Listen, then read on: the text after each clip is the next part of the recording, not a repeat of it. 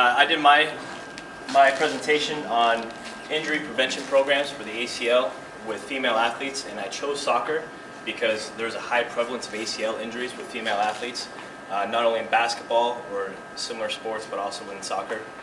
And I found a lot of information with this, and there's a lot of great things that could come from it, and I think it's a very relevant subject for us to look into, and there's a lot of great outlets that we can have for it in the future. And so, to begin with this presentation, I'd like to say that over the last 10 years, there's been increased participation with females in the sports like soccer. And since females are 4 to 6 times more likely to rupture their ACL comparative to males in the same sport, we do have a lot of injuries with that. And in conjunction with that, $17,000 to $25,000 per one of those injuries. So on average, about $20,000. That includes with the surgery costs, rehab costs. That's just kind of the beginning for it. You do have a common theme that about 15 years down the road, there's about an 80% chance of osteoarthritis for those people as well.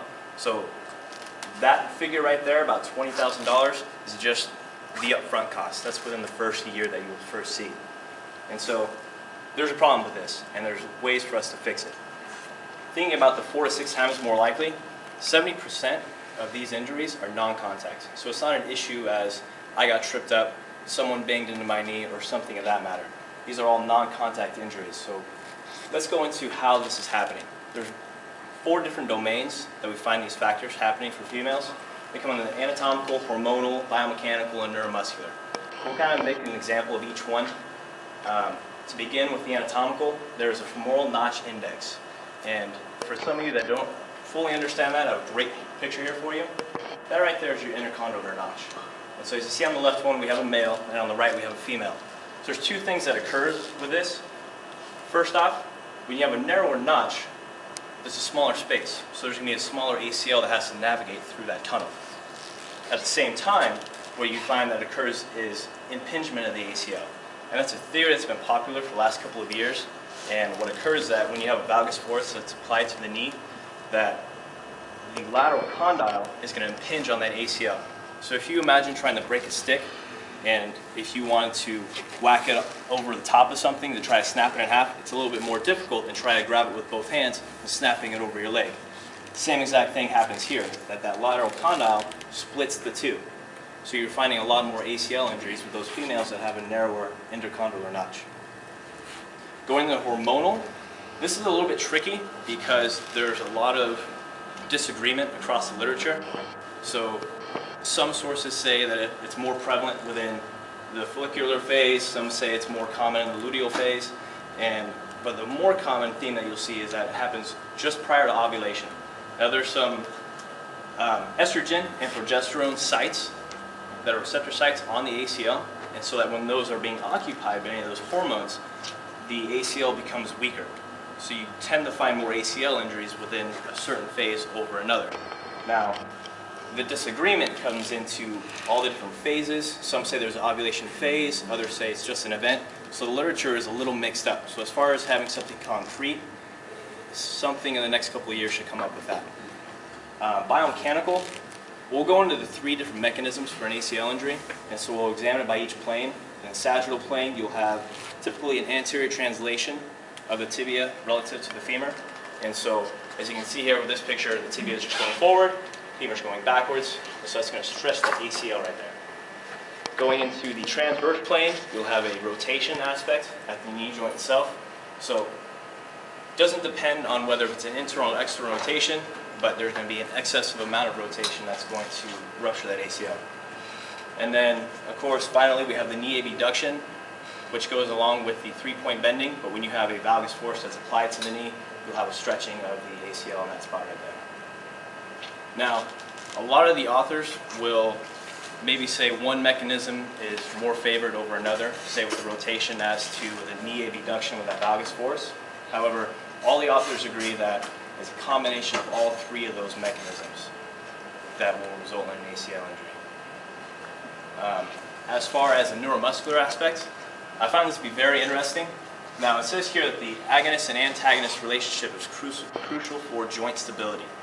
Now, before I go more into that, imagine a tug-of-war. Say I'm in a tug-of-war match with Colby. I like to say I'm a little bit stronger than Colby. However, if we're going in a tug-of-war match with each other, and the amount of distance that I have to pull the rope to beat her is only about this far. So what she's going to want to do is maybe take an advantage over me by trying to pull sooner than me. You know what I'm saying? So she's going to try to get a little bit of a head start. Now we're going to try to find the same thing within the neuromuscular aspect.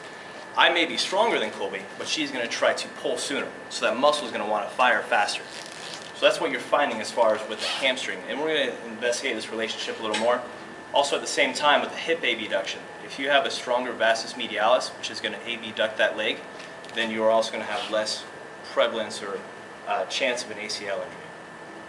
Here's a great picture because it's going to perfectly illustrate what I was just talking about with that tug-of-war match. So the quadriceps are strong. But as you can see here, they're an antagonist for the ACL. The ACL runs in this course right here. So by the tibia going forward, based on a movement from the quadriceps, it's going to stretch that ACL. When you have a contraction from the hamstrings, it's going to pull that tibia posteriorly. So it's actually an agonist for the ACL. So if you do have a stronger set of quadricep muscles, which would compromise the ACL, you have the stronger hamstrings, or the faster firing hamstrings, which are going to pull that tibia back, which is going to keep that knee joint stable. This next slide is going to be a little complicated, but it's very simple to understand. Here are all the published predispositions that females may have. And so we just went into a quick little summary. We did anatomical, hormonal, biomechanical, and neuromuscular. These are all the specifics about each one. Don't want you to worry about that. You're not going to be quizzed or anything. But I want you to understand, look at potential control or treatment techniques. Out of all of these, there's 21. You don't have to worry about counting them. 16 of those are addressed through neuromuscular training. So even though we may have a narrower intercondylar notch or hormone imbalances, the best way to treat all these that makes the most sense and the most efficient is through neuromuscular training. So there's a group of professionals, they came up with a PEP program. It stands for Prevent Injury and Enhance Performance. And so it's very simple. It's about 20 minutes. They recommend doing it 3 days a week and just right before practice. As you can see here, it's all neuromuscular. Stretching, strengthening, plyometrics, and agilities. And so all other athletes, we just do the simple program. It's very easy to implement. The only thing that they really stress when you're implementing this program is to apply it with the proper biomechanics. So landing on the balls of the feet, making sure everything is equal, being sure that the knee is not tucking in. Any of those things that would normally predispose one of those females to an ACL injury, we're addressing at the neuromuscular level. Our first study that we're going to go through, and luckily for you guys, it's our only study because we're only going to investigate this one, but we're going to break it down pretty good. Done in 2005. It was done over the course of the 2001 and 2000 season. And so they had a huge pool of the number of girls they had. This was done in Southern California. So they had 1,000 girls from 52 soccer teams. In the same league, they had another 1,900 females that went through their season. So the intervention group, the 1,041 girls, went through the prep program. Did it 3 days a week, 20 minutes before practice, and they went through the season. The other group just did their thing. Went through their normal warm-up and went through the season. Now, here's the data that they pulled from the study. Don't worry about the year or any of the numbers like that. What I want you to look into is the number of ACL tears per the exposures. With the trained group, you have 2. Untrained group, 32. So when you take it into the stats with the incident rate per, there's a lot less there. We'll go into more of that in a second. Year 2, 4 ACL tears with the trained group that went under the PEP program. The group that did not, 35 ACL tears. And more importantly, any of these groups, they basically invited all of the athletes and all those female subjects to join. There was not one reed rupture of an ACL. So if, say, you tore your ACL 2 years beforehand, there was not a chance of a reed rupture during the season. So after year 1, we had an 88% decrease. Year 2, there was a 74% decrease. So as we go into this, the prevention program is occurring at a neuromuscular level. Now as I go more into that, it's not about the strength. And what they're doing, they incorporate a little bit of the strength within their PEP program, but the adaptations that are occurring are not at a strength level. And in fact, a lot of these authors agree that strength alone is not the option here. It's more about the adaptations and talking about the hamstrings firing sooner. So it's at that level, not about the morphology and expanding the hamstrings or hypertrophy. It's all about adjusting the timing and the firing of that muscle. So I want to introduce you guys to something called feed-forward motor control. And this is kind of the basis for why these motor programs are successful. And so when you split this up, it becomes feed-forward and feedback. Feedback makes sense. I think you guys hear about this all the time. If you're walking and you have certain mechanoreceptors or proprioception, you're responding to the amount of tension that those mechanoreceptors are inputting up to the brain. So if I have too much tension here, too little tension here, I'm able to respond to that. That's what feedback is. Feed forward is in preparation for a certain event. So all of these programs are really doing, they're preparing you for something. We're basically teaching the girls how to land right because they don't have the proper biomechanics to begin with. That by doing these programs, you're teaching them how to fire their muscles sooner prior to landing so that they're able to adjust accordingly. Does that make sense? Getting a little deaf in there, ain't I?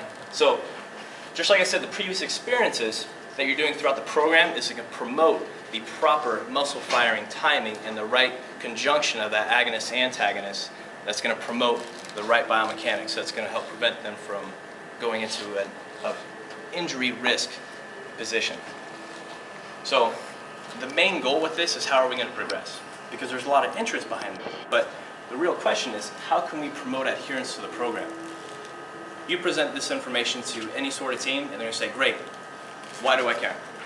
I can do all of the information I want as far as $20,000 a year. This may be your star athlete, but in the end, when you get around week 6, week 7, the intensity or the amount of commitment to the program isn't going to be as much as when they first started. So what the next goal here is for research, they want to find gains in performance measures. That includes vertical leap, sprint speed, and especially agility, because that's what a lot of these sports include. So if we're able to not only provide the injury prevention with these programs, but also the performance measures, and those things are improving, then we will definitely see a lot more adherence to these PEP programs or any other additional injury prevention programs for female athletes. So to conclude this presentation, I'd like to say, just from the very beginning, the females are 4 to 6 times more likely to suffer an ACL injury than males, and that utilizing an injury prevention program can limit the number of ACL injuries each year.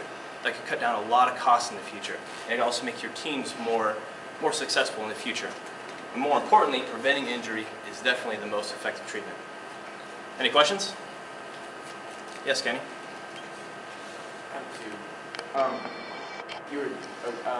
So you were talking about like the estrogen and progesterone levels. Do you know like kind of like the biology of behind why it makes the ACL weaker? My understanding is that there is a decreased rate of the fibroblast activity. Okay, so it's not creating enough tissue. It's not replenishing itself as it normally would. Okay. And then, yeah, so then from there, you're seeing that the integrity of the ACL is being compromised because it's not replenishing itself the way it should be. Right, and that's Correct. And So, and that's also seen in pregnancy because of the hormone stress. So that happens every month. Right? You have to see all the different so the concept behind taking oral contraceptives to prevent an ACL injury is that you are preventing the fluctuations of the hormone cycle. By disrupting that, you have a constant replenishment of the ACL. So it's not going through those ups and downs as far as the integrity of that ACL. Okay, and then my second question is the PEP program kind of like a workout in itself, or is like how are they implementing it? Are they implementing it like they do it every day, or they do it like 3 days a week. 3 days a week? It's a 20-minute warm-up. So it's like a warm-up, okay. Yep. Just do it right before you have to go to practice. Okay. Yeah, very good question. Anybody else? Yes. From an evolutionary standpoint, why would the intercondylar notch be more narrow? With females? Yeah. It's a very good question. And I do not have a very good answer for you. In fact, I don't have any answer for you on that. Very good question. Anyone else want to stump me? All right, and then as you can see here, I have several number of sources for this presentation. So, yeah. I don't know when you pick this up, but you have to sell this program to your coaches, and that's exactly what you were saying. So you talk about it from